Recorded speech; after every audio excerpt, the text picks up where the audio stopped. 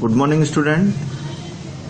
आज हम new chapter atom and molecules इसके बारे में डिस्कशन करेंगे, जो कि आपका चैप्टर 3 है। सबसे पहले हम इस चैप्टर का जो इंट्रोडक्शन है ना,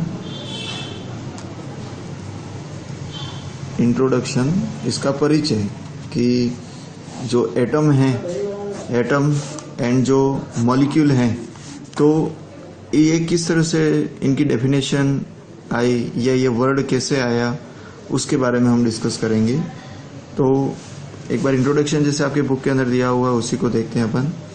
long back in India around 500 BC an Indian philosopher Maharshi Kanad. नाम जो है आपको याद रखना है कि कौन सी BC के अंदर, 500 BC के अंदर। क्या है ये? फिलोसोफर। क्या है? फिलोसोफर, है ना।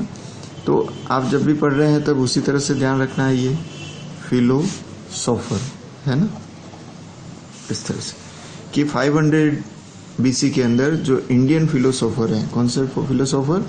इंडियन फिलोसोफर हैं। क्या नाम है इनका? महर्षि कनाद, है ना।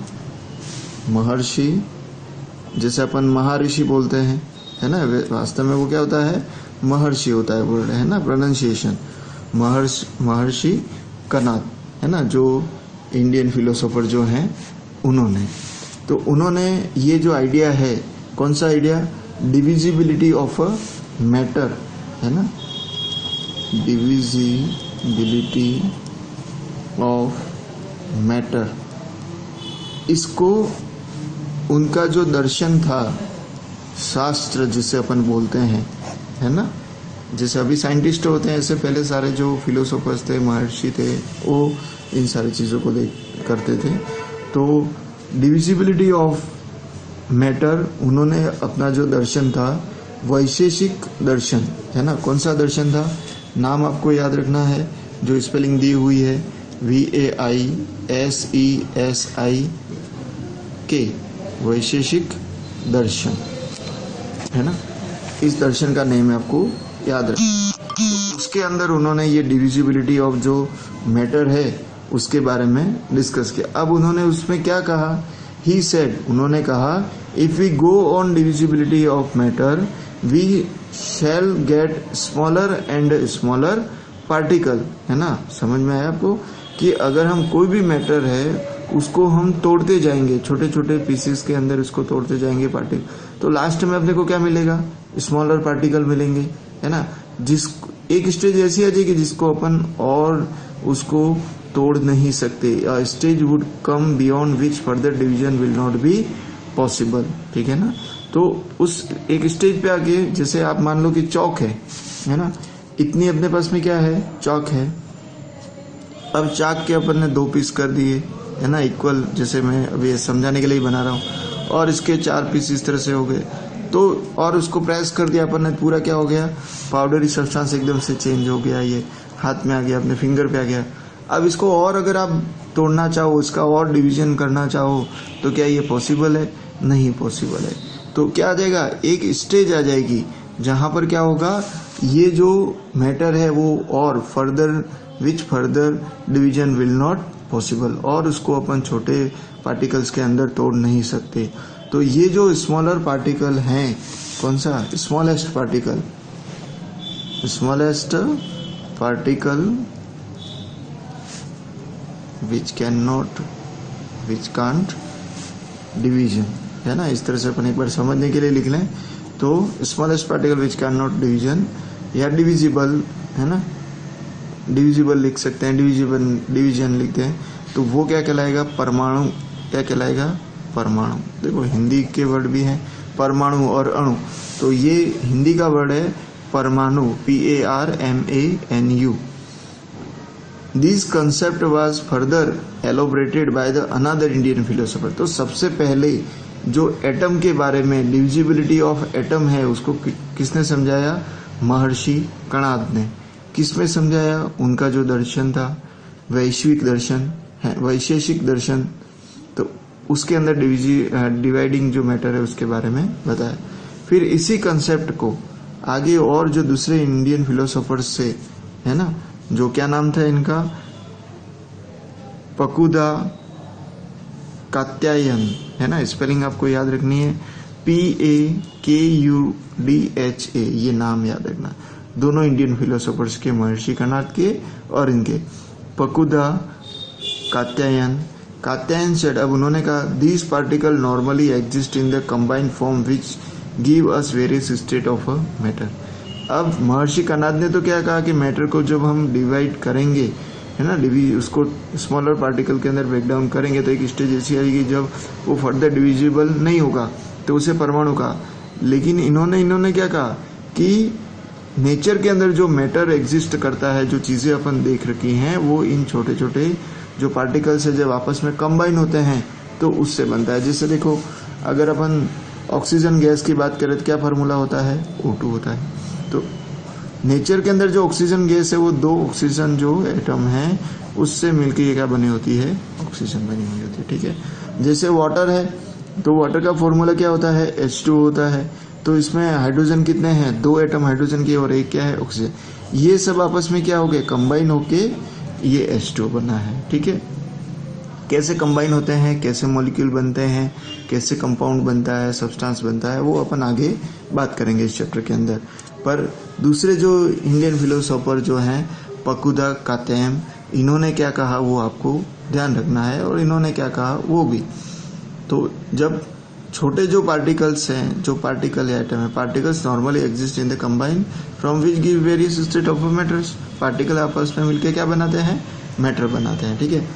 नेक्स्ट अपन पैराग्राफ में जाएं, अराउंड द सेम इरा। ये किसकी बात की अपन ने, इंडियन फिलोसोफर्स की, है ना। अब जो आएंगे वो फॉरेन जो फिलोसोफर्स हैं उनकी बात करेंगे।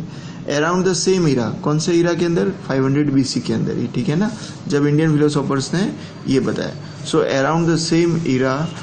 अब यहाँ पर जो फिलोसोफर्स है वो कौन से हैं, ग्रीक फिलोसोफर्स। कौन से हैं, Greek philosophers. Greek philosophers Democritus, है ना, नाम याद रखना, आप बोल्ड किया हुआ है, आपको नेम भी ये नोट करते जाना है, आपको बुक के अंदर जब पढ़े हो कि write the name of the Greek philosopher who explain about the atoms, है ना। So Greek philosophers Democritus 462 370 BC 374 and Leucippus, है ना, LEUCIPPUS suggested that if we go on dividing matter, a stage will come when further division particle is not possible। तो जो महर्षि कणाद ने कहा था वो के वही चीज क्या है, ये जो दोनों फिलोसोफर्स हैं वो कह रहे हैं कि अगर हम मैटर को क्या है डिवाइड करते जाएं तो एक ऐसी स्टेज आ जाएगी जहां पर वो पार्टिकल्स हैं वो क्या होंगे, डिविजिबल नहीं होंगे। तो ये जो है उस टर्म को क्या कहा, एटम। क्या कहा, एटम। देखो इंडियन जो फिलोसोफर्स थे, महर्षि कणाद, है ना, महर्षि कणाद ने क्या वर्ड यूज किया वहां पर, परमाणु। क्या यूज किया, परमाणु। अब किसकी बात कर रहे हैं हम, ग्रीक फिलोसोफर्स की। किसकी बात कर रहे हैं, ग्रीक फिलोसोफर्स की। और उसके अंदर डेमोक्रिटस, ठीक है, और Leucippus.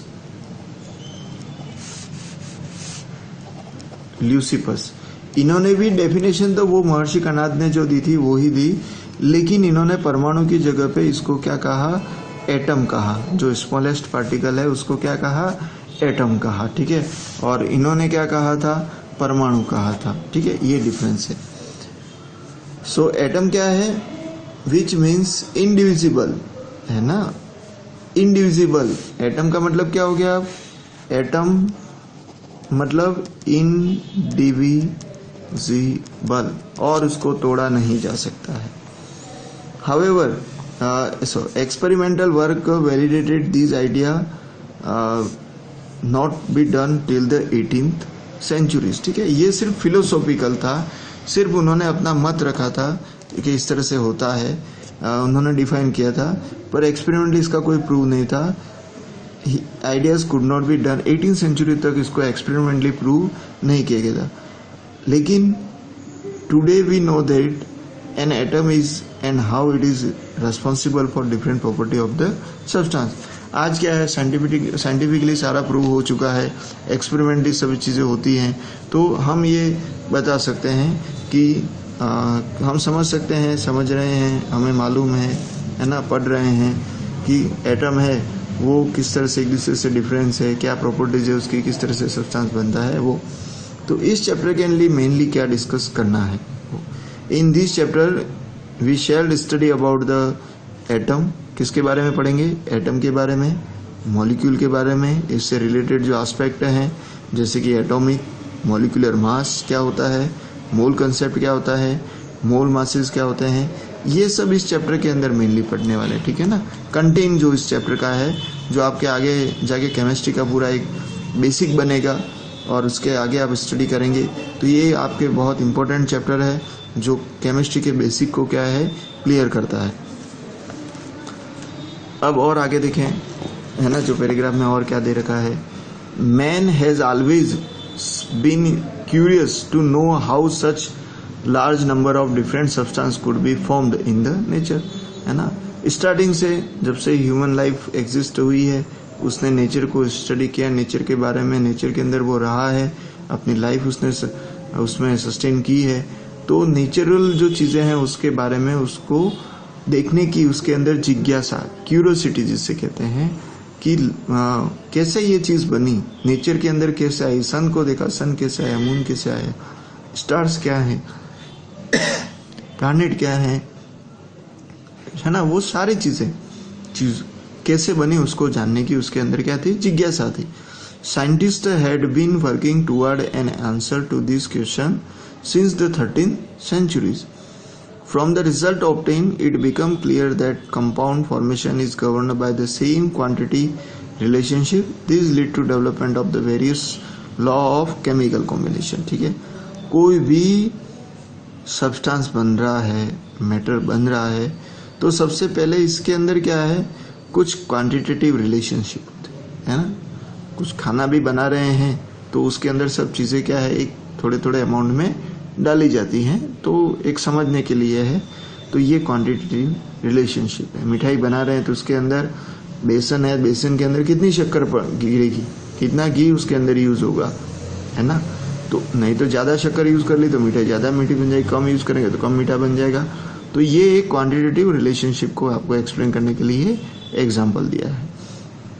In this chapter, the development of chemistry through the law of chemical combination is described.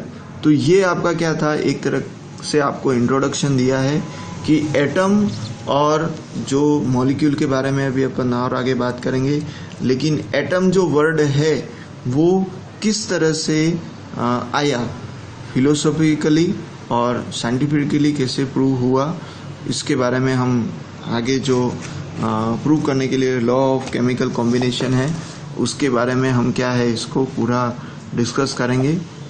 One by one अपन एक एक लॉज को, एक एक टॉपिक को लेंगे। इस चैप्टर को आप अच्छे से इन वीडियोस को देखेंगे।